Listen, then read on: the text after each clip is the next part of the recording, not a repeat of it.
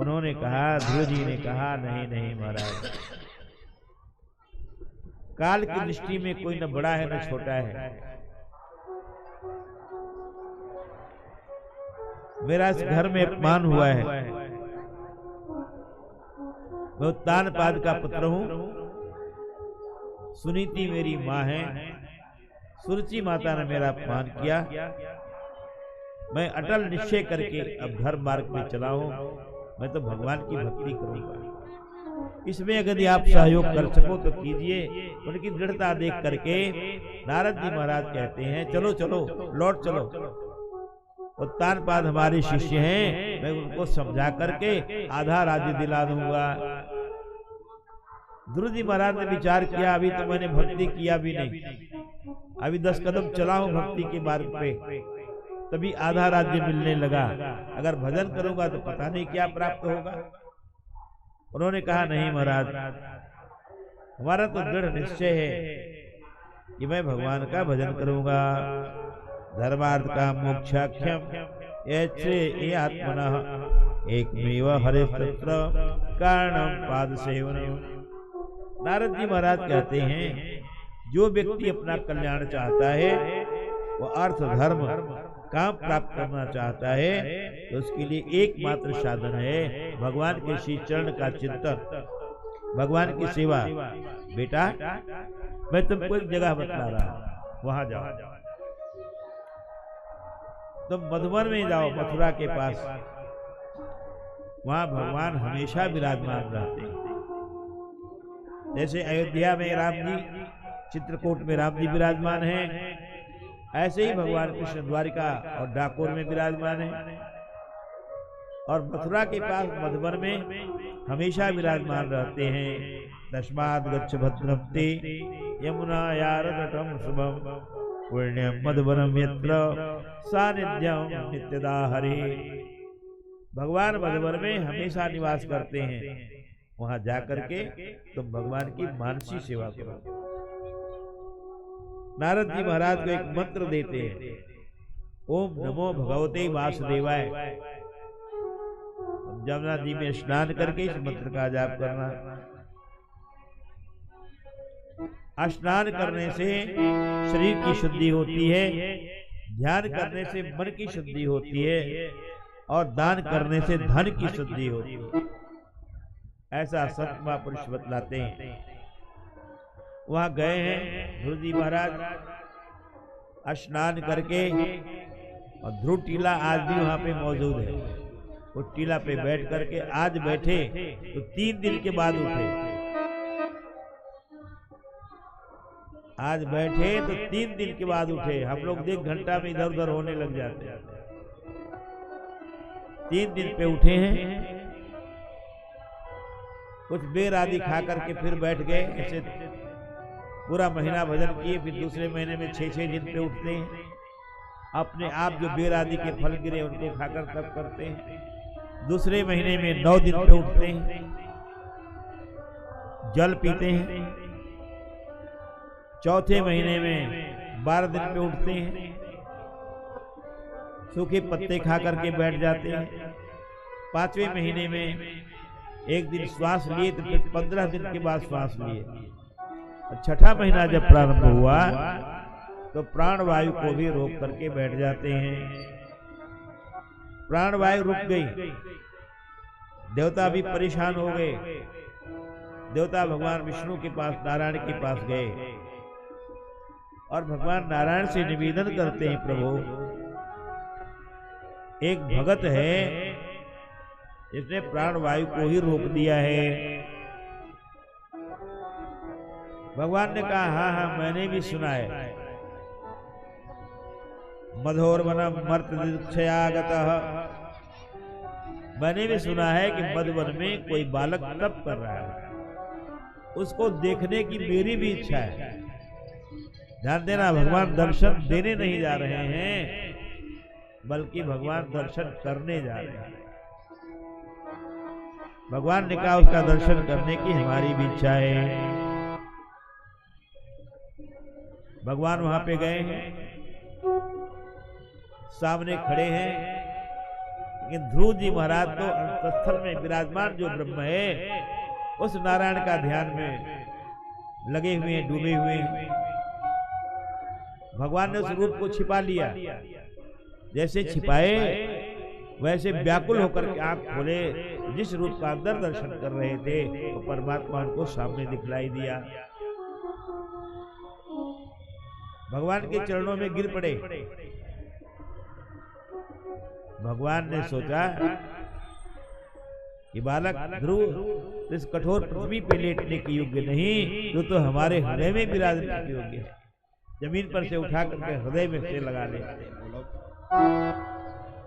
और फिर जब भगवान छोड़े, थोड़े दूर खड़ा होकर के भगवान के मुखारविंद का दर्शन कर रहे हैं। कुछ कहने की इच्छा मन में हो रही है, लेकिन कुछ शब्द नहीं निकल रहा है।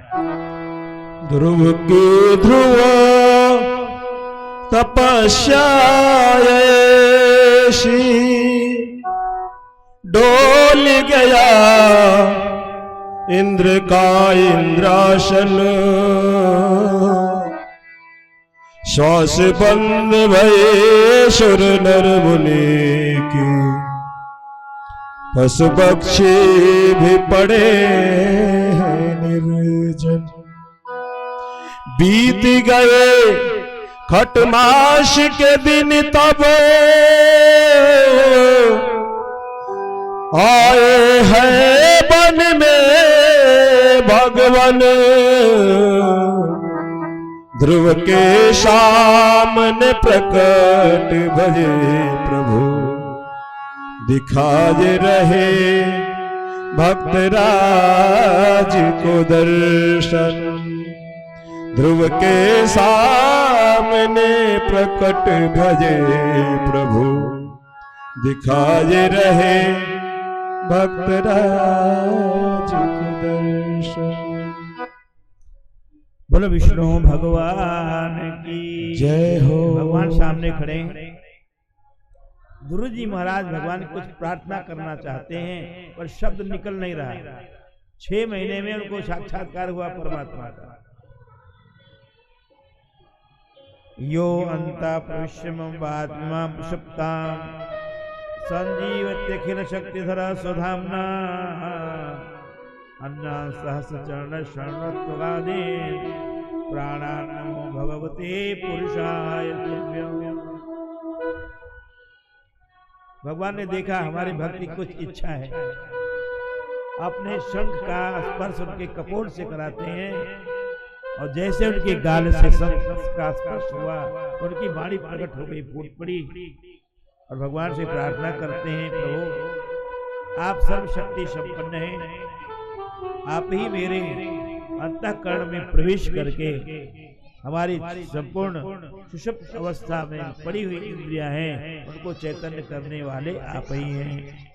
हमारे हाथ पैर कान आंख सब में जो तेज है वह आपका ही प्रभाव है। ऐसे अंतर्यामी प्रभु के चरणों में मैं बारंबार प्रणाम करता हूँ। स्तुति करते हैं। भगवान ने कहा ध्रुव तो अपनी राजधानी को लौट जाओ। उन्होंने कहा गुरुदेव प्रभु मेरा वहां है ही क्या, अब मैं वहां नहीं जाना चाहता, मैं तो भजन करूंगा आपका। भगवान ने कहा ध्रुव अगर तुम नहीं जाओगे तो संसार वाले कहेंगे कि ध्रुव भक्ति करने गया था, कोई जीव जंतु मार करके खा गया, लौट कर आज तक नहीं आया। लोग मेरे ऊपर विश्वास करेंगे। इसलिए तो हमारी इच्छा है कि अपने घर जाओ, 36,000 वर्ष तक राज्य करोगे। इसके बाद मैं तुम्हारे लिए एक नए लोक का निर्माण कराऊंगा। जब लौट करके आओगे मैं तुमको वहां रखूंगा। ध्रुव जी महाराज भगवान की बात मान करके अपनी राजधानी में लौट आए हैं। वाटिका में ठहरे। माली ने जाकर के संदेश दिया ध्रुव पधारे। उत्तान पाद के एक बार तो विश्वास नहीं हुआ, जा करके देखा ध्रुव को गले लगा लिया, गाजे वादे के साथ हाथी पर बिठा करके ले आए और युवराज घोषित कर देते और राज पद पे अभिषिक्त कर देते। और स्वयं तप करने के लिए चले गए। ध्रुव जी महाराज राजा बने, 36,000 वर्ष तक राज्य किए। इनका भाई उत्तम एक बार शिकार खेलने के लिए गया, यक्षों से झगड़ा हो गया, यक्षों ने उत्तम का वध कर दिया। बड़े क्रोधित हुए। ध्रुव जी महाराज विशाल सेना लेकर यक्षों के ऊपर चढ़ाई कर देते हैं और बहुत सारे यक्षों की हत्या करते हैं। अंत में मनु जी महाराज आकर समझाते हैं कि ध्रुव, तुम तो भक्त हो, ये कार्य तुम्हारा नहीं। अपने से जो बड़े हैं उनका सम्मान करना चाहिए, अपने बराबर हैं उनको मित्र भाव से मानना चाहिए, और छोटे हैं उनको अपने पुत्र रूप में मानना चाहिए। ऐसे पृथ्वी के जीवों का पालन करते हुए तुम अपना जीवन यापन करो। ध्रुव जी महाराज अंत में अपनी राजधानी त्याग करके ऋषिकेश में गए हैं, और जहाँ पे लक्ष्मण झूला है वहां से ऊपर गंगा वहां पे बिल्कुल शांत बहती है। ध्रुव जी महाराज वहां पे जाकर बैठे, हलचल सुनाई पड़ी, उठ करके चलने लगे। गंगा जी ने कहा, भाई आप कहाँ जा रहे हैं? बोले, हम तो आए थे यहाँ भजन करने के लिए, तुम्हारी धारा की आवाज बैठने नहीं दे रही। गंगा जी ने कहा, मैं शांत होकर के बहूंगा, आप यहाँ ही रहे।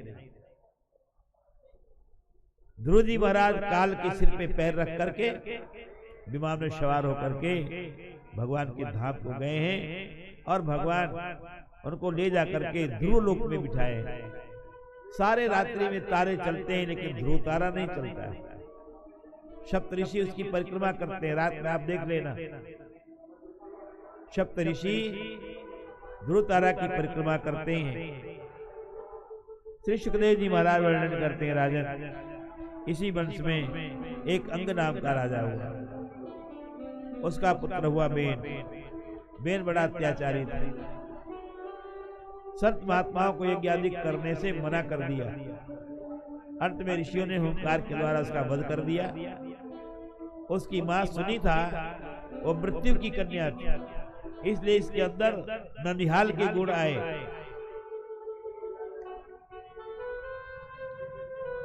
और ये लड़ाई झगड़ा पसंद करता है। अंत में ऋषियों ने हुंकार के द्वारा इसका वध कर दिया। फिर उसके पैर का मंथन किया, उसमें से कुश उत्पन्न हुआ। ऋषियों ने कहा, निषीद यानी बैठ जा। उसी से निषाद जाती हुई। फिर दाहिने भाग का मंथन करते उससे पृथु जी महाराज, और बाई भुजा का मंथन करते हैं, उससे अर्ची महारानी प्रकट हुई। इन दोनों की शादी कर देते हैं। पृथु जी महाराज ब्राह्मणों के बड़े भक्त थे, भक्तों के बड़े भक्त थे। इस गाय पृथ्वी को दोहर कर अनेक औषधियां उन्होंने प्रकट किया है। एक बार शरद कुमार इनके यहाँ आए, उनके सत्संग से पृथु जी महाराज को वैराग्य उत्पन्न हुआ। इन्होंने 100 समेत यज्ञ किया है। इंद्र इनका यश का अश्वयज्ञ का घोड़ा चुरा कर ले गए थे, लेकिन इन्होंने कहा हमको राज्य नहीं चाहिए, हम तो भगवान को खुश करने के लिए यज्ञ कर रहे थे। भगवान जब प्रकट हुए, भगवान ने कहा मांग लो तुम्हारी जो इच्छा हो। उन्होंने कहा हमको 10,000 कान दीजिए। भाई 10,000 कान लेकर के क्या करोगे? और इस इतने ही छोटे शरीर में 10,000 कान में कहां से लगाऊंगा?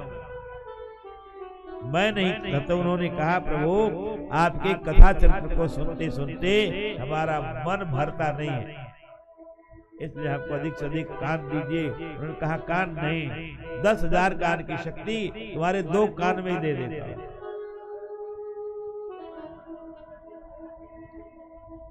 अंत में शरीर छोड़ करके भगवान के धाम को चले गए। तत्पश्चात पृथु के बाद विजिताश्व राजा बने।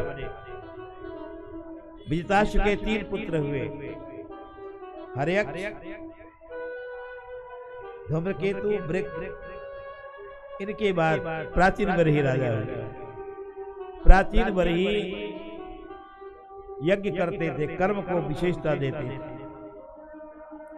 नारद जी महाराज आए, इनको समझाए, इस कर्म को करने से तुम्हें शांति मिली।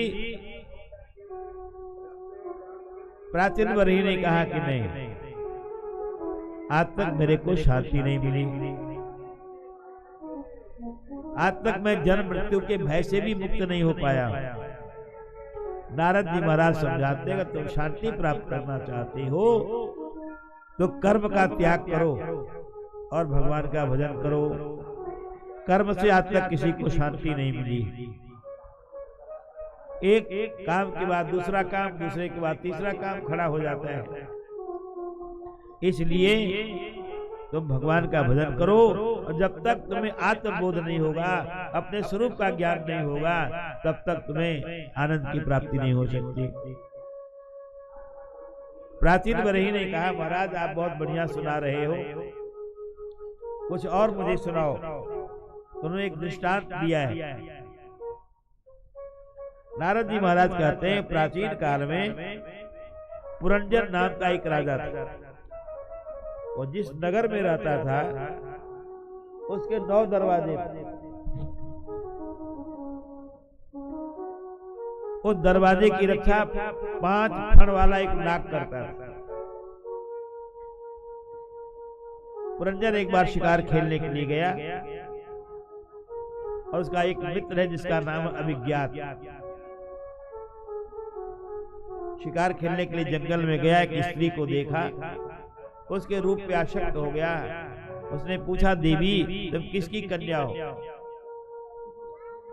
उसने कहा, ये तो मैं नहीं जानता, मैं किसकी कन्या हूँ, कहाँ से आई हूँ, क्या कर रहे हो, कहाँ जा रहे हैं, मेरे को पता नहीं।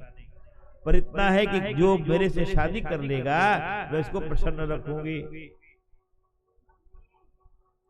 पुरंजन ने पुरंजनी को अपने घर ले आया, उसके साथ शादी कर लिया। ध्यान देना, एक दृष्टांत है। इसका दृष्टांत है, एक किला क्या है, एक शरीर किला है, इसमें 9 दरवाजे हैं और सब खुला दरवाजा है। इसमें जो आत्मा है यही पुरंजन है, जो जीव है यही पुरंजन है, और जो स्त्री मिली वो है बुद्धि। बुद्धि का नाम है पुरंजनी, पुररंजनी।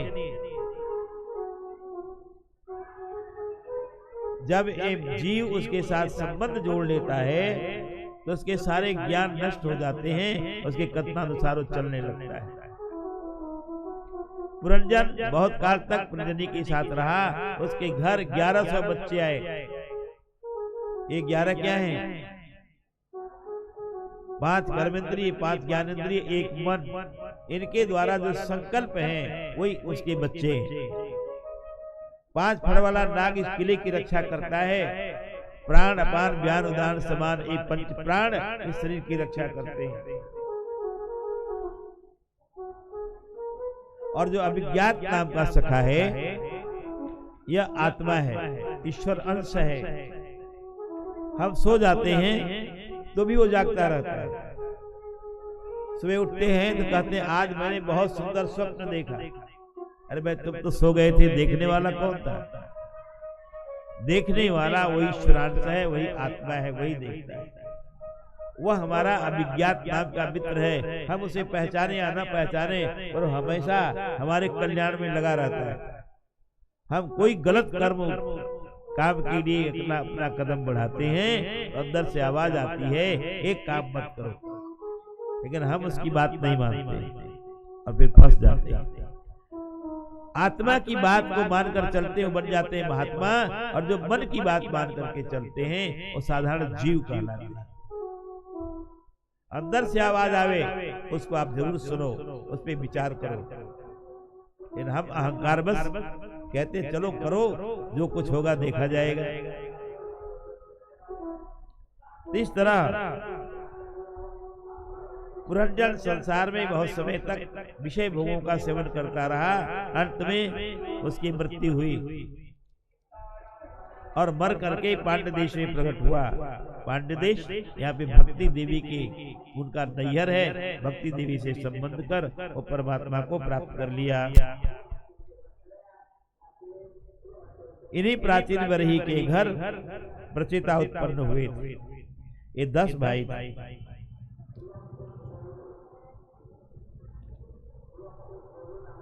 प्रचेता जब प्रकट हुए, पैदा हुए, तो उस समय प्राचीन वरही ने आदेश दिया था जाओ तप करो। ये लोग तप किए पहले,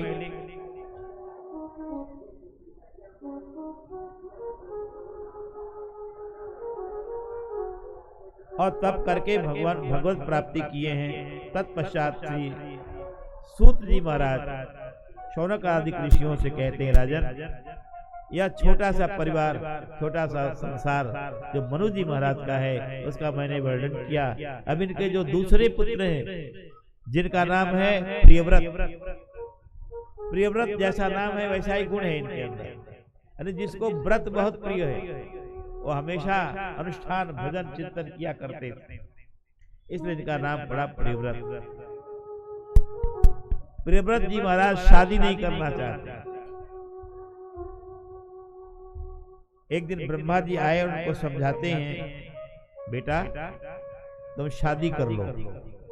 गृहस्थ आश्रम एक किला है, किला में रह करके भजन करो तो कोई भय नहीं है, लेकिन बाहर खुले में रहो तो भय है। इसलिए गृहस्थ आश्रम में रह करके भगवान का भजन करो। प्रियव्रत जी महाराज कहते हैं, महाराज गृहस्थ आश्रम में बहुत सारी विषमताएं रखनी पड़ती है, झूठ भी बोलना पड़ता है, इसलिए मैं शादी करना पसंद नहीं करता। ब्रह्मा जी समझा रहे हैं कि शत्रु मित्र बाहर नहीं होते, ध्यान देना आप, ये जीव का स्वभाव है। ये मनुष्य जहां भी जाता है किसी को मित्र बनाता है, और जो अपने अनुकूल नहीं होता है उसको शत्रु मान लेता है। आप जहां भी जाएंगे अपना वही पुराना मन लेकर के जाएंगे, वही आपका संकल्प विकल्प होगा, वही आपका पुराना ज्ञान होगा, और जहां जाएंगे तो किसी सतता करेंगे, किसी को मित्र बनाएंगे। इसलिए प्रियव्रत तो इस बात को भूल जाओ, विषमताएं तो करनी पड़ती है घर में, लेकिन फिर भी विषमता के मध्य में अपना जीवन जीना सीख लो।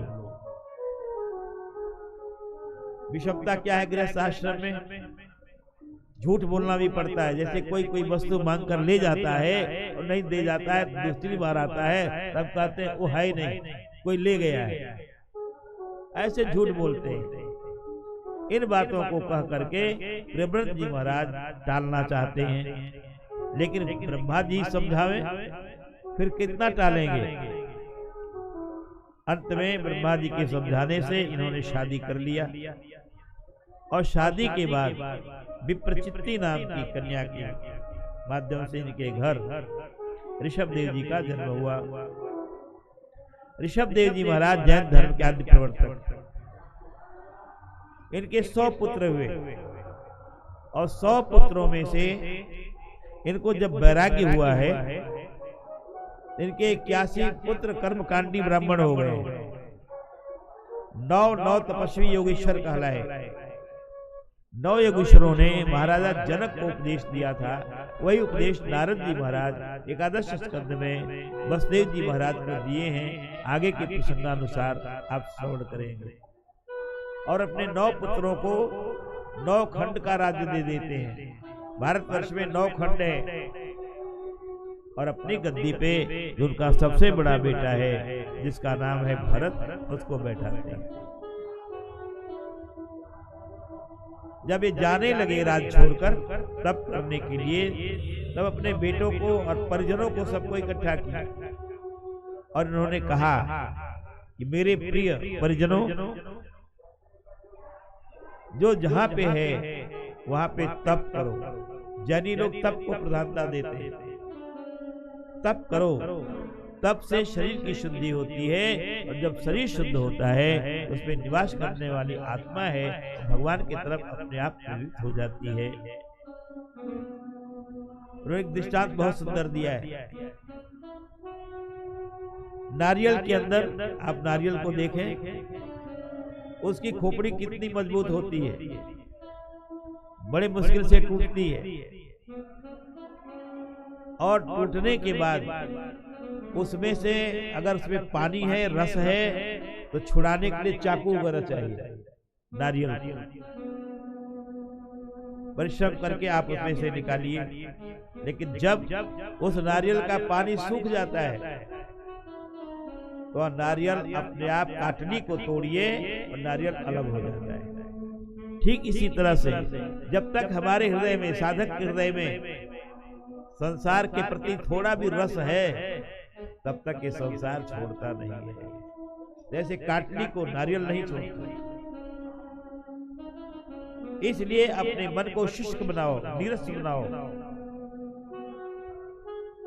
मन में सरसता तो परमात्मा के भजन से आना चाहिए। अपने परिकरों को उपदेश देते हैं।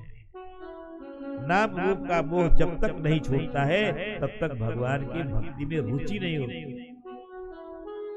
कोई आपका नाम वहां ले, भले दूसरे का नाम हो, जैसे आपका नाम आएगा आप तुरंत देखने लगेंगे मुझे कौन पुकार रहा है, मेरी कौन बात कर रहा है।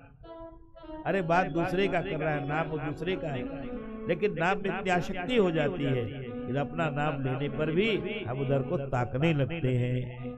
तो नाम रूपात्मक जो जगत है, इसमें जब तक मोह है, जब तक इसके प्रति आसक्ति है, जब तक देहाध्यास है, तब तक परमात्मा के चरणों में प्रेम उत्पन्न नहीं हो सकता। वैराग्य के बिना ज्ञान स्थिर नहीं होता। वैराग्य नहीं है तो ज्ञान टिकाऊ नहीं होता। इसलिए वैराग्य होना भी अति आवश्यक है। लेकिन जो ईश्वर से प्रेम करता है तो भगवान उसकी बहुत जल्दी सुनते हैं। इस प्रकार उपदेश देते हैं अपने परिजनों को, और उपदेश दे करके ऋषभदेव जी महाराज वहां से चले जाते हैं। जंगल में गए, घूमते रहते हैं पागल की तरह। यहाँ बैठे हैं, चल रहे हैं। एक बार जंगल में आग लगी। इन्होंने विचार किया, देखे अग्नि मुझे जलाता है कि नहीं जलाता है। उसमें प्रवेश कर गए। शरीर से उपराम हो चुके थे, शरीर जल करके खाक हो गया, लेकिन उन्होंने ऊह तक नहीं किया। ऐसे महान मूर्ति हुए। इनके पुत्र थे भरत।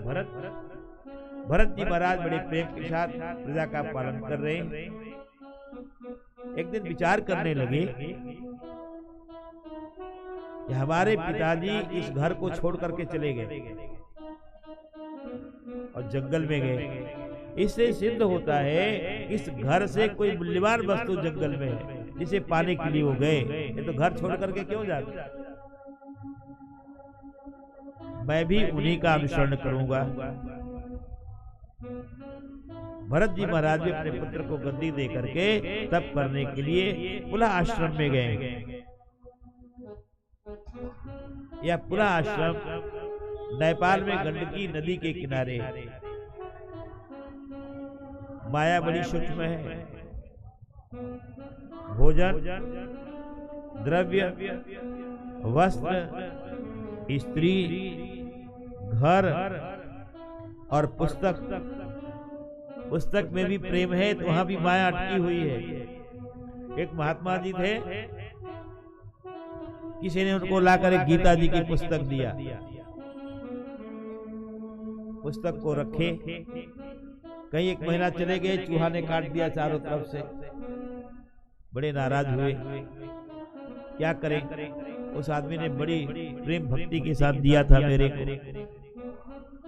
एक भगत आ गया, ने कहा महाराज क्या सोच रहे हैं। अरे बोले भाई, चूहे ने हमारी पुस्तक को काट दिया। बोले महाराज कोई बात नहीं, एक बिल्ली ले आता हूं, बस चूहा भाग जाएगा। बिल्ली पकड़ ले आया। बिल्ली आई तो चूहा तो भाग गया। बिल्ली को कुछ खाने को तो चाहिए। बिल्ली सूखी सूखी होती जा रही है। एक भगत ने आकर के कहा महाराज आप आज्ञा करें तो मैं गाय ला देता हूं। गाय का दूध निकलेगा, बिल्ली पिएगी। गाय ला दिया, गाय का दूध खा करके तो बिल्ली मोटी तगड़ी हो गई, लेकिन गाय सूख गई, उसको कौन खिलाएगा? तो उसने कहा एक गांव में से एक स्त्री ला देता जो गाय की सेवा करेगी। वो आ गई, गाय की सेवा होने लगी, अब गाय भी मोटी ठीक हो गई, लेकिन धीरे धीरे आसक्ति बढ़ती गई। उससे महात्मा जी ने शादी कर लिया, 2-4 बच्चे पैदा हुए। कुछ समय के बाद एक महात्मा जो इन्हीं के यहाँ से गए थे, कभी देखे थे कि विरक्तता को, लौटकर आश्रम पे आए, तब उन्होंने पूछा महाराज ये बच्चे कच्चे किसके हैं? अरे बोले महाराज मैं क्या करूं, एक गीता फैल गई एक गीता फैल गई, एक गीता की सुरक्षा में ये सब झंझट बढ़ गया। तो भाई माया इतनी सूक्ष्म है, उसको समझना बहुत कठिन है। कहते हैं भोजन में भी आसक्ति है, ऐसा ही भोजन होना चाहिए, ये भी माया है। कपड़ा ऐसा ही होना चाहिए, ये भी माया है। ये सब बंधन है, इसलिए इससे उपराम हो। भरत जी महाराज सब छोड़ करके जंगल में जाकर के भगवान का भजन कर रहे हैं। गर्मी का समय है, गंडकी में कमर भर पानी में खड़े होकर के जाप कर रहे हैं। एक हरिणी जल पीने के लिए आई, उसके पेट में बालक था, 1-2 दिन 4 दिन में होने वाला था। सिंह ने गर्जना किया, उसकी गर्जना सुन करके भयभीत होकर के हरिणी नदी में कूद पड़ी, और जैसे कूदी तो उसका बालक बाहर आ गया। हरिणी तो बह करके चली गई। उस नदी में प्रवाह बहुत है, आप घुटन पर पानी में गिर जाओ तो खड़ा होना मुश्किल होगा। पर वो बालक बहते बहते भरत जी के पास आ गया। भरत जी महाराज उस बालक को उठा करके ले आए, जहां निरंतर चिंतन करते थे, मानसी सेवा करते थे, मन से पूजा करते थे। मानसी सेवा में 1 पैसे का खर्च नहीं है। कैसे करेंगे आप? थोड़े शब्दों में बतलाऊं आप। स्नान करके और शांत चित्त बैठकर और ध्यान कीजिए कि भगवान पालने में विश्राम कर रहे हैं, और मन से उनको जगाइए, हे लाला, हे प्रभु अब आप जागिए, सवेरा हो गया है। सब ऋषि मुनि महात्मा आपके दर्शनों के लिए यहाँ पे पधारे हुए।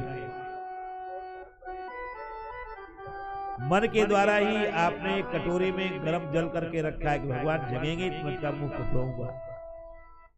भगवान जग गए, गर्म जल से भगवान का मुख धो पोछो।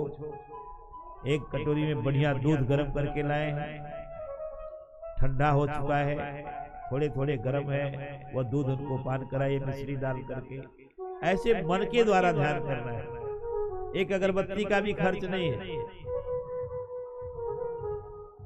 इसे मानसी सेवा कहते हैं, और ये मानसी सेवा भरत जी महाराज नित्य करते थे। घंटों घंटों समाधिस्थ होकर के बैठ जाते थे। अब मन मृग शावक में लग गया। ऐसे ही मीराबाई भगवान की सेवा करती थी। जागो बंशी वारे ललना, जागो मेरे प्यारे, जागो बंशी वारे ललना, जागो मेरे प्यारे। रजनी बीती भोर भयो है, रजनी बीती भोर भयो है, घर घर खुले किवारे, जागो बंशी वारे ललना, जागो मेरे प्यारे। हे प्यारे, अब तो सवेरा हो गया, अब तो जगो, उठो। बड़े भाव से जगाती हैं, भगवान जगते हैं, उनका मुंह धोती हैं, उनको कुछ खान पान कराती हैं। देखिए, भक्ति परीक्षा प्रतीक्षा का नाम ही भक्ति है। भक्ति के प्रकार बतलाए गए हैं। श्रवणम कीर्तनम विष्णु स्मरणम पाद सेवनम अर्चनम वंदनम दास्य सख्यात निवेदनम।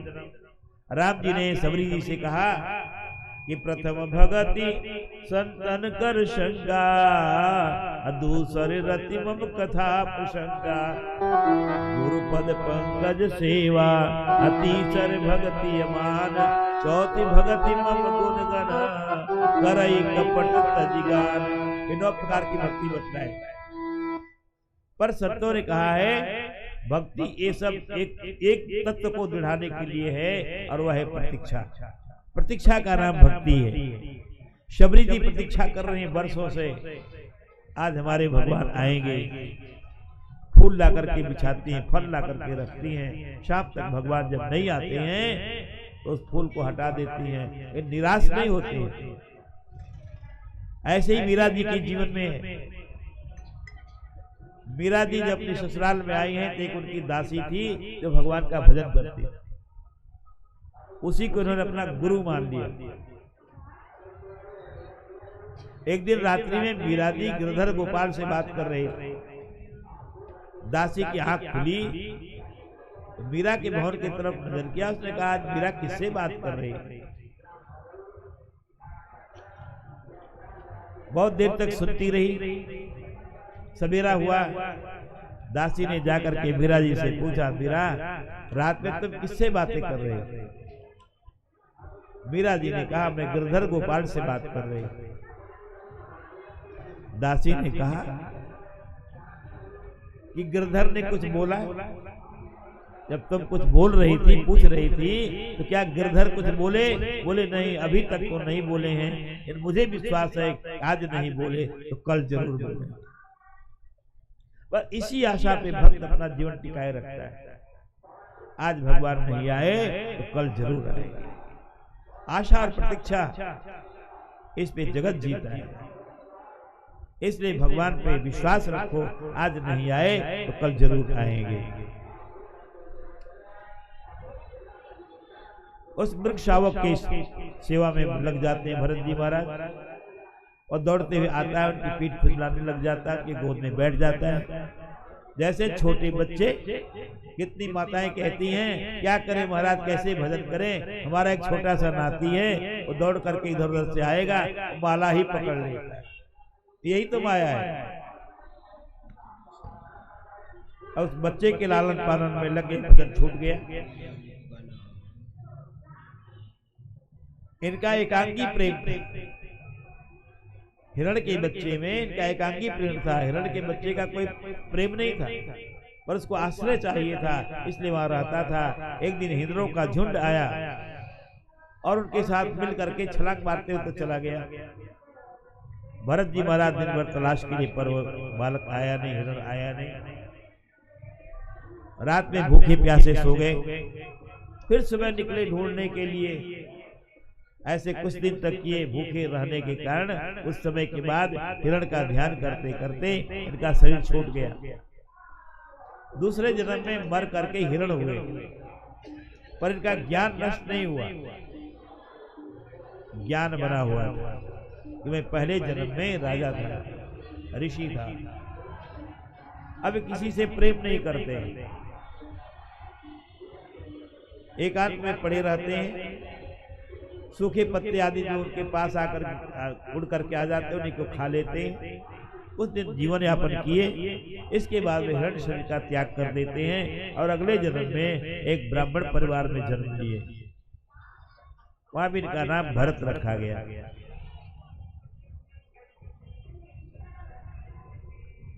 इनके 3-4 भाई बड़े थे, सबसे छोटे थे ये।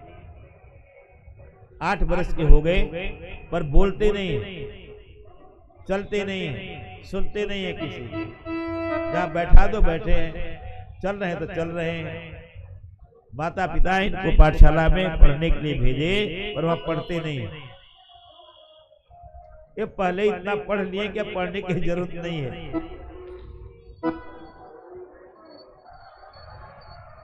गुरुजी लिखते हैं क ख ग, बेटा लिखो, वो उधर देखते हैं। इनके माता पिता की मृत्यु हो गई, क्योंकि उन्होंने निश्चय कर लिया अब किसी से संबंध नहीं जोड़ना है। संसार वालों से संबंध जोड़े तो मरना पड़ेगा। एक दृष्टांत देते हैं महात्मा लोग, बोला सो मरा। एक राजा था, शिकार खेलने के लिए जंगल में गया, वहां एक महात्मा से मुलाकात हुई। महात्मा जी ने पूछा कि सब आनंद मंगल है? उसने कहा महाराज सब आनंद है, एक पुत्र न होने से मैं बहुत दुखी हूं। महात्मा जी ने कहा ठीक है, आप चलिए, आपके घर पुत्र आएगा। महात्मा जी शरीर छोड़े और 9 महीने के बाद उसके यहाँ जन्म लिए, पर बोलते नहीं है। 7-8 साल के हो गए, नहीं बोलते। राजा ने कहा अपने मंत्री से कि इसको जंगल में ले जाओ, शायद कोई दृश्य देखे और बोल पड़े, और जो इसको बुला करके लाएगा उसको इनाम मिलेगा। मंत्री लेकर के गया जंगल में। एक बहेलिया धनुष बाण लेकर के घूम रहा था। डाल पे बैठा हुआ एक पक्षी बोला और बहेलिया ने आवाज पे बाण चला दिया और पक्षी नीचे गिर पड़ा। वो बालक बोल पड़ा कि बोला सो मरा, बोला सो मरा। मंत्री बड़ा खुश हुआ, लेकर आया राजा के पास। महाराज आज राजकुमार बोले हैं। बोले क्या बोला? बोले बोला सो मरा। अब राजा पूछ रहा है बेटा बोलो बोलो क्या बोले हो? कुछ नहीं बोलते, चुप। राजा ने सोचा कि मंत्री लोभ बस ये बात मेरे को सुना रहा है, इनाम लेने के चक्कर में मंत्री को फांसी पे चढ़ा दो। मंत्री को फांसी के तख्ते पे बैठा दिया गया।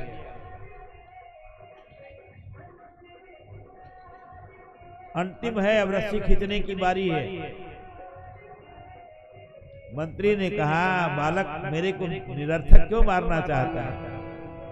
जो बोला था उतना ही बोल दो। आदेश हुआ रस्सी खींचने का, तब तक बालक बोल पड़ा, बोला सो मरा। उतार दिया गया वहां से। राजा ने पूछा कि बालक जब तुम इतना बोल सकते हो तो बोलते क्यों नहीं हो? उसने कहा महाराज आपने मुझे नहीं पहचाना, पर मैं आपको पहचाना हूं। मैं आपको अच्छी तरह पहचानता हूं। आप जंगल में आए थे, याद है आपको? मैं वही महात्मा हूं। आपसे अगर मैं समाचार नहीं पूछा होता तो मुझे मरना नहीं पड़ा होता। आपसे समाचार पूछा इसलिए मुझे मरना पड़ा, मर करके आपके यहाँ जन्म लिया। वो चिड़िया नहीं बोली होती तो बहेलिया नहीं मारता। ये मंत्री नहीं बोलता कि बालक बोला है तो फांसी पर चढ़ाने की नौबत नहीं आती। ये संसार का नियम है, जो चतुर बनता है वो यहाँ मारा जाता है। भरत जी महाराज कुछ बोलते नहीं।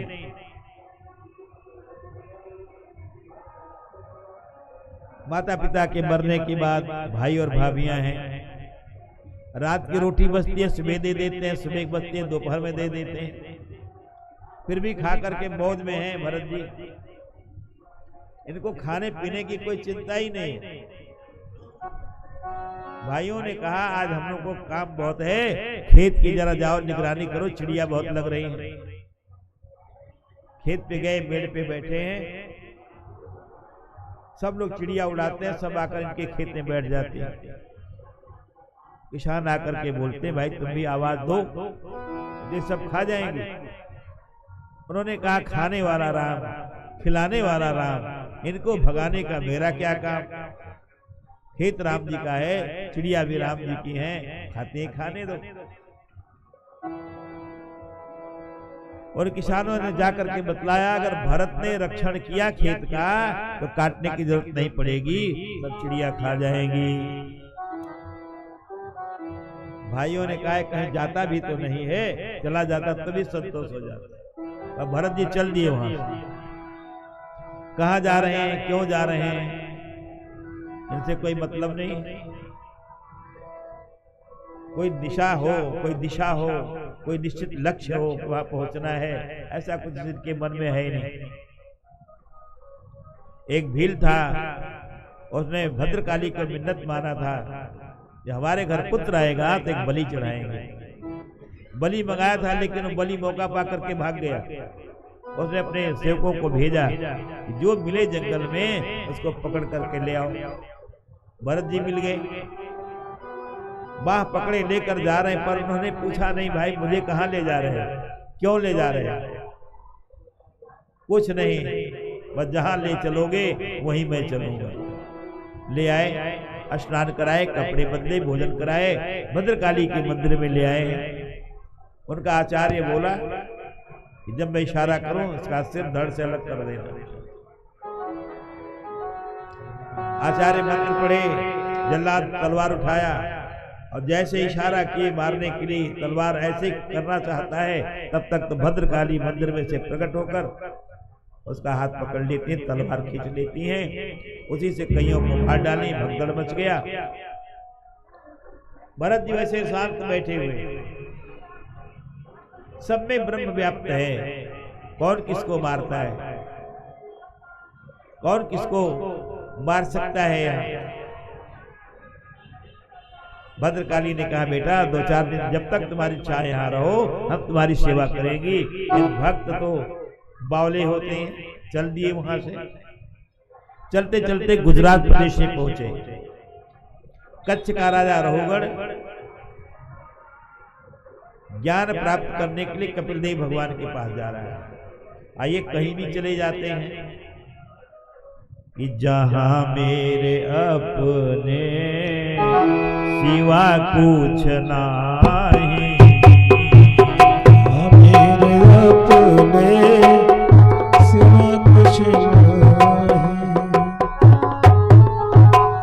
जहाँ ले चलोगे वही मैं चलूंगा, जहाँ ले चलोगे वही मैं चलूंगा, जहाँ नाथ रख लोगे वही मैं रहूंगा, जहाँ नाथ रख लोगे वही मैं रहूंगा, जहाँ ले चलोगे वही मैं चलूंगा।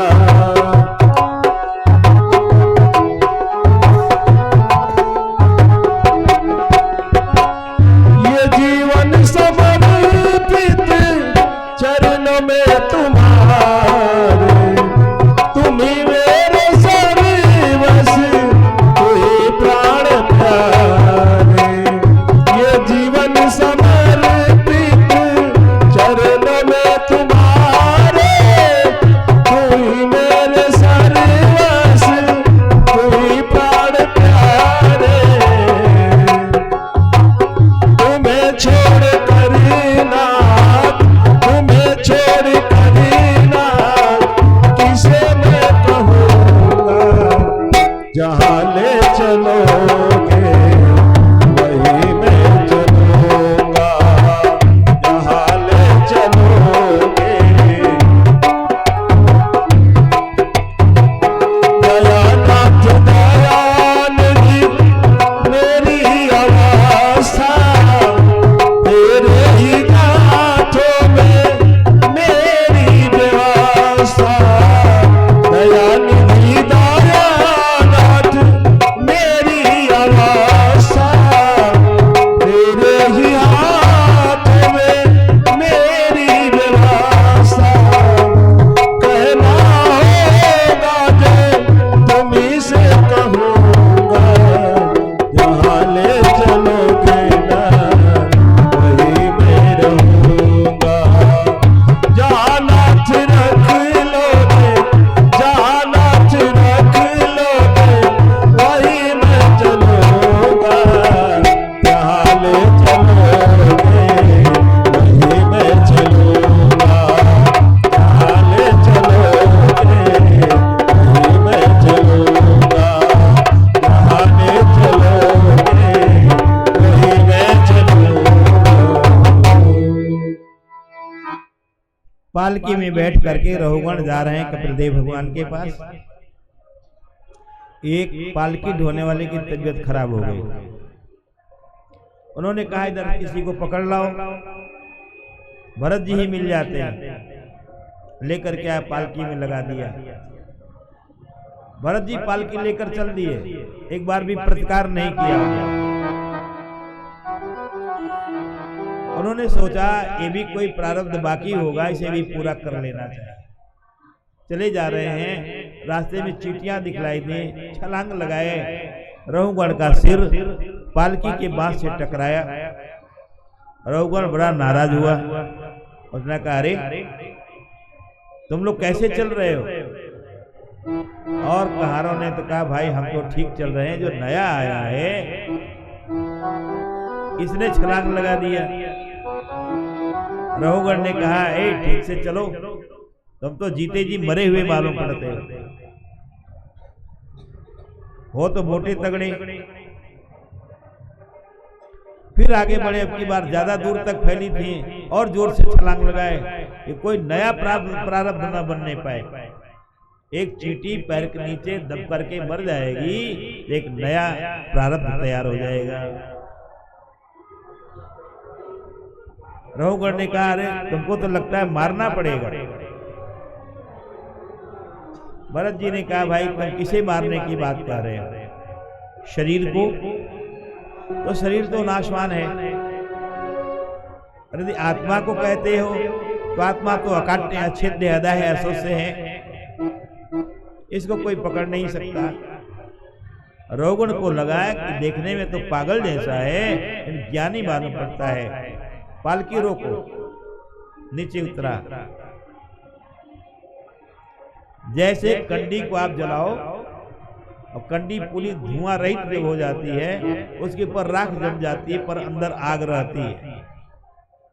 ऐसे ही भरत जी महाराज ऊपर के आवरण से अपने वृत्ति को छिपाए हुए आग की तरफ ब्रह्म ज्ञान को अपने हृदय में स्थापित कर पृथ्वी पे विचरण कर रहे हैं। रहुगण ने कहा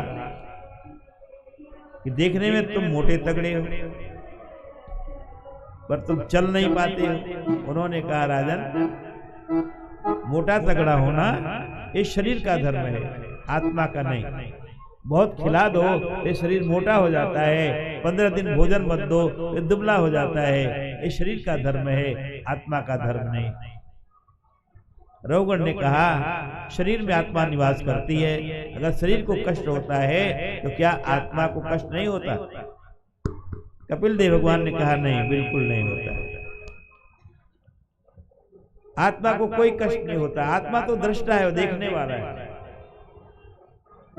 रहुगण ने कहा मैं तो अभी तक यही जानता था कि जैसे बटलोई में या तपेली में दूध चढ़ा दो, आग पे गर्म हो रहा है, उसमें चावल डाल देते, चावल पक जाता है। तो आज तो तपेली को लगता है, तपेली में रखा हुआ चावल पक जाता है। ऐसे ही शरीर को जब कष्ट होता है आत्मा भी पक जाती होगी, दुखी होती होगी। उन्होंने कहा कपिल देव राम, भरत जी कहते हैं उस तपेली में एक कंकड़ उठा करके डाल दो, क्या कंकड़ पकेगा? बोले नहीं पकेगा।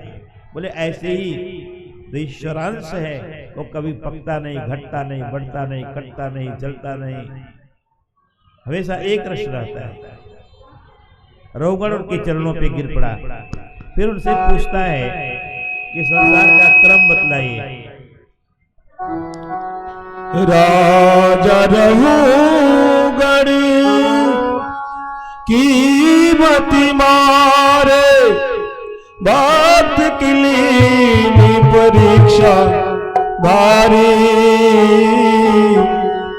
भरत जी राजा को समझाए, क्या है तत्व का ज्ञान कराए। देखा चोला बदल भी जाए, आत्मा कभी बदली ना जाए। ब्रह्म ज्ञान की बात निराली, राजा के भ्रम मिट गए भारी। बोले सब वृंदावन बिहारी लाल की जय। श्री सुखदेव जी महाराज वर्णन करते हैं राजन भवाटवी का, उन्होंने वर्णन कर अंत में नरकों का नाम लेते हैं। 28 प्रकार के नरक हैं। भारतवर्ष की प्रशंसा करते हैं। भारतवर्ष में जो जन्म लेते हैं, ये भारतवर्ष कर्म भूमि है। इसके अलावा जितने दुनिया में जमीन है वो भोग भूमि है। वहाँ कमाते हैं, खाते हैं, मौज में रहते हैं। भारत में कर्म भूमि है। यहाँ हम भगवान साधना करके, भजन करके भगवत प्राप्ति करते हैं। यहो अमीशाम किम कार्य शोभनम प्रसन्न ईशाम तस्यम हरि ये जन्म लब्धम निश भारताजिरे मुकुंद सेवो पथिकम स्पृहाहीनः। इस भूमि के दृश्य को देखकर मनुष्यों से देवता भी स्पृहा करते हैं। देवता कहते हैं, हे प्रभु, एक बार भारतवर्ष में हमारा जन्म दो, हम आपका भजन करके आपके लोक को प्राप्त कर लें। और जहां मनुष्य आप पहले तो प्रार्थना करता है भगवान से, आप हमको बाहर निकालिए, माँ के पेट से मुक्त कीजिए, हम भजन करके अपने घर लौट करके आऊंगा। यहाँ आने के बाद भूल जाते हैं। फिर 28 प्रकार के नरकों का वर्णन करते हैं। नरक से आया हुआ प्राणी की निशानी क्या है? कि नरक से आया है, स्वर्ग से आया है। कहते हैं कि अत्यंत कोपः कटुका च वाणी दरिद्रता च स्वजनेषु वैरम नीच प्रसंग कुलहीन सेवा चिन्हानि देहे नरक स्थितानां। ये नरक से आए हुए प्राणियों की निशानी है। क्या? अत्यंत कोपः, उसकी वाणी बड़ी कठोर होती है, थोड़ी देर में गुस्सा जाता है।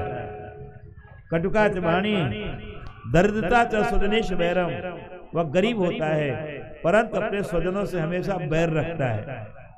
नीच प्रसंग, अपने से नीच की सेवा करता है और कुलहीन की सेवा में लगा रहता है। ऐसे जो चिन्ह जिसके हृदय में हो, जिसके शरीर में दिखलाई देते हो, कर्म में दिखलाई देते हो, ये नरक से आया हुआ प्राणी। बोले स्वर्ग से जो प्राणी आया है, आप ध्यान से सुनने का, कि स्वर्ग स्थितानां चिन्हानि देहे चत्वारि चिन्हानि वसन्ति देहे। क्या क्या? दान प्रसंग मधुरा च वाणी देवार्चनम ब्राह्मण तर्पणम च। स्वर्ग से आए हुए व्यक्ति दान दे करके खुश होते हैं, खिला करके खुश होते हैं, मधुर वाणी बोलते हैं। मधुर वाणी बोलो, सरस बोलो, कोमल बोलो, ताकि दूसरे के हृदय को ठेस न लगे। और जो दुष्ट प्रकृति के होते हैं उनसे आप पूछो, भाई रास्ता कहाँ जाएगा, तो कहेगा मूर्ख हो, रास्ता थोड़े चलता है, इस पे आदमी चलते हैं। यानी उसकी उल्टी भाषा होगी। दान प्रसंग मधुराज वाणी देवार्चनम ब्राह्मण तर्पणम च, हमेशा देवताओं की सेवा में लगा रहता है और ब्राह्मणों की सेवा करता है। ये स्वर्ग से आए हुए प्राणी के लक्षण है। 28 प्रकार का नरक का नाम लेते हैं। एक दो नरक नहीं, 28 प्रकार के नरक हैं। जो जैसा कर्म करता है उसे वैसे नरक में उसको भेजा जाता है। रौरव, महारौरव, अशिपत्र, तालवन, तामिश्र, अंधतामिश्र आदि नरकों के नाम हैं। जैसे ही सुखदेव जी महाराज नरकों का वर्णन करते हैं, परीक्षित जी का मुख म्लान हो गया। हे भगवान, मैंने भी कृषि का अपराध किया है कि मुझे भी तो नरक में नहीं जाना पड़ेगा। अब तक बड़े मन लगाकर कथा सुन रहे थे, पर मन कथा में से हट गया। अब आत्ममंथन करने लग गए। परीक्षित जी ने, सुखदेव जी महाराज विचार करते हैं, नरकों का नाम लेकर के मैंने बहुत गड़बड़ कर दिया, अभी प्रेम से कथा नहीं सुनेगा। 3 अध्याय में सुखदेव जी महाराज राजा परीक्षित के मन को नरक से निकाल करके बाहर लाने में 3 अध्याय में कथा की और उसमें नाम महिमा का वर्णन किया कि नारायण नाम लिया जिसने उन्हें और नाम लिया न लिया, गंगा जल पान किया जिसने वह अमृत पान किया न किया। अयोध्या धाम किया जिसने, श्री वृंदावन धाम किया जिसने, उन और धाम किया न किया। श्री राम का नाम लिया जो नहीं, वह मानुष जन्म लिया न लिया। मानव शरीर पाकर के जो भगवान के नाम का स्मरण नहीं करता, उसका जीवन व्यर्थ चला जाता है। 3 अध्याय में अजामिल की कथा भगवान सुखदेव जी महाराज सुनाते हैं। ना हम वेदन तपसा न दाने न चेज्या। भगवान कहते हैं जितना जल्दी नाम जाप से मैं प्रसन्न होता हूँ, उतना जल्दी न तो वेद पढ़ने से होता हूँ और न तो यज्ञ करने से होता हूँ, न दान देने से होता हूँ। इसलिए सब कुछ छोड़ करके मेरी शरण में आ जाए। थोड़े शब्दों में आपका समय अधिक नहीं लेंगे, समय ज्यादा हो रहा है। अजामिल की कथा थोड़े शब्दों में कह देता हूँ। अजामिल कान्यकुब्ज यानी कन्नौज में एक ब्राह्मण परिवार में जन्म लिया था। बड़ा ही कर्मकांडी था, विद्वान था, लेकिन मोह कब घेर लेगा पता नहीं। हमेशा मनुष्य को सावधान रहना चाहिए। एक बार संविधा लेने के लिए जंगल में गया, एक वेश्या को देखा, उसके रूप पे मोहित हो गया, उसको अपने घर ले आया। अपनी विवाहिता पत्नी को निकालकर बाहर कर दिया। इसलिए जो अपनी विवाहिता पत्नी होती है उसको लोग कहते हैं धर्म पत्नी, और ऐसे जो आ जाती हैं उनको कर्म पत्नी कहते हैं। इनके घर कई बच्चे आए, गांव वालों ने समझाने का प्रयास किया पर नहीं माने। एक दिन की बात है, संतों की जमात आई, कोई पुण्य इनका उदय हुआ। हर गांव के बाहर जो रास्ता जाता है उस पे या तो कोई बड़ पीपल का पेड़ होता है या तो कोई चबूतरा बना देते हैं, जहां शाम को सब गांव के चुगलखोर इकट्ठे होते हैं। आजकल उसका एक नाम और भी बढ़ गया, गांधी चबूतरा। गांव से बाहर एक पेड़, उसके नीचे कुछ बैठे थे लोग। महात्मा आए, शाम हो रही थी। महात्माओं ने पूछा, भैया इस गांव में कोई मंदिर है? बोले नहीं, हमारे गांव में मंदिर नहीं। बोले कोई भगत है? बोले हाँ हाँ, वो सामने जो घर दिखता है अजामिल भगत का घर है।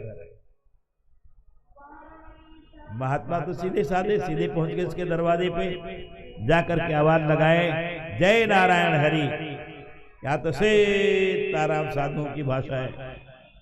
महात्मा चुपचाप नहीं चलते, शोर मचाते हुए चलते। घर में से अजामिल की स्त्री निकली, उसने देखा झुंड में महात्माओं को, अपने आप हाथ जुड़ गया, क्योंकि कलयुगी संघे शक्ति कहा गया है। कलयुग में संघ में शक्ति, इकट्ठा रहो तो आपकी शक्ति बनी रहेगी। प्रणाम की। महात्माओं ने कहा, आज भगवान को भोग नहीं लगाया। तुरंत सारी तैयारी की, भोजन बना, आरती पूजा हुई, भगवान को भोग लगा, महात्मा प्रसाद पाए। लेकिन गांव का एक आदमी नहीं आया तो महात्मा समझ गए कोई न कोई गड़बड़ है। अपने क्या करना है, सुबह यहाँ से चल देना है। उसके कई बच्चे थे, लेकिन एक का भी भगवान के नाम से संयुक्त नाम नहीं था। इसलिए महात्मा जी ने कहा, अब जब तुम्हारे घर बच्चा आने वाला है उसका नाम नारायण रखना। महात्मा चले गए, नारायण नाम रखा। बार बार बीमार होने लगा, कोई बात हो तो नारायण को पुकारे, नारायण लोटा ला दो, पानी ला दो, दवा ला दो, आदि आदि। कई बार भगवान का नाम ले लेता था दिन भर में। जमराज के दूत दिखलाई दिए, पापेन जायते व्याधि पापेन जायते जरा। पाप करने से बुढ़ापा जल्दी आ जाती है, पाप से रोग उत्पन्न होते हैं। अभी उसकी उम्र 12 साल बाकी थी, लेकिन जमराज के दूत लेने के लिए आए। उनको देख करके उनका भयंकर रूप, कहते हैं उनके बिखरे हुए बाल, बड़े बड़े दांत, भयंकर रूप, हाथ में पाशमुद्र लिए रहते हैं। उनके रूप को देख करके अजामिल घबरा करके पुकारा नारायण, मतलब पुकारा अपने बेटे को। भगवान नारायण के दूत वहीं कहीं विचरण कर रहे थे, झटपट वहां पहुंच गए, यमराज के दूतों को मार करके भगा देते और अजामिल को बचा लेते। अजामिल को जब होश आया, ये सारा दृश्य देखा था, तत्काल उस गृह का त्याग करके जंगल में चला गया और 12 वर्ष तक कठोर तप करके भगवत धाम को प्राप्त किया। ये नाम का प्रभाव है, इसलिए नाम का आश्रय लो आप। भगवान मिले कि न मिले उनकी चिंता मत करो, पर उनसे बड़ी वस्तु आपको मिली हुई है और वह है भगवान का नाम। नाम के बाद एक खिंचे आएंगे, आखिर एक राम, राम से बड़ा राम का नाम, उनसे बड़ा है भगवान का नाम। इसलिए जगत के चकाचौंध में पड़ करके अपने आप अपना समय मत खो। एक कवि ने बहुत सुंदर वर्णन किया है कि जगत का रंग क्या देखूं, जगत का रंग क्या देखूं, तेरा दीदार काफी है। जगत के रंग क्या देखो, तेरा दीदार काफी है।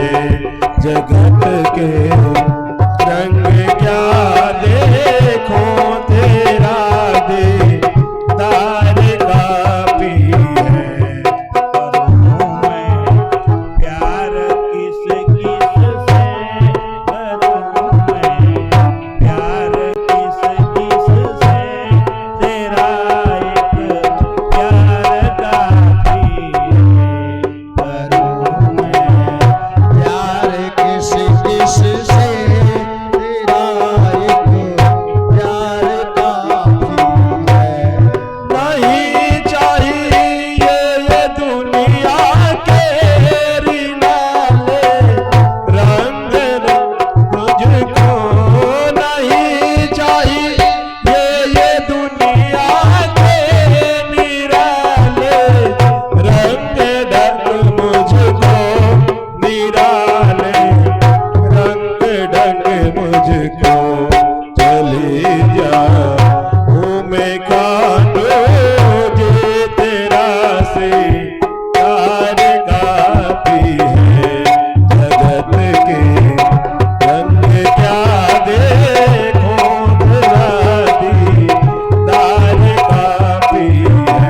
जगत के रंग क्या देखो, तेरा दीदार काफी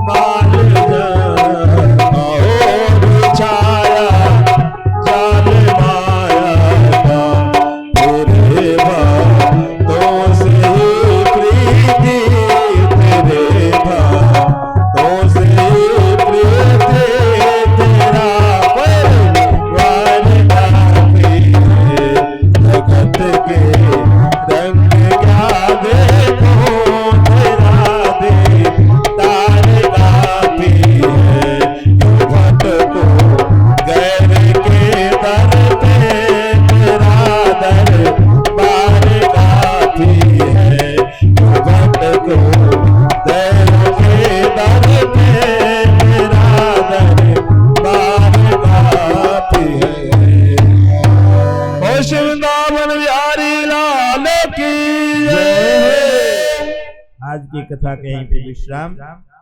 कल सायंकाल 3 बजे से आप आगे की कथा सुन सकेंगे। कल है कृष्ण जन्म की कथा, इसलिए आप सभी लोग प्रेम से पधारिए। सभी लोग आरती बड़े भाव से प्रेम से करेंगे। खड़े होकर के आइए आरती में सम्मिलित हों। ओम स्नान गंधाक्षत पुष्पाणि समर्पयामि आराधिज्ञाय नमः ज्वालामालिन्यै नमः। ओम हरि ओम इदगंघभिः प्रजननं मे अस्तु दशवीरगं सर्वगणगं स्वस्ति आत्मशनि प्रजाशनि पशुशनि लोकशन्या भयशनिः अग्निः व्रजां बहुलां मे करोद्वर्णं पयोरेतो अश्वासु दत्ता चन्द्रमा मनसो जातचक्षुः सूर्य अजायता श्रोत्राद्वायुश्च प्राणश्च मुखा दग्निरजायत। तेरे आरती गाओ श्री भाग्य बिहारी तेरे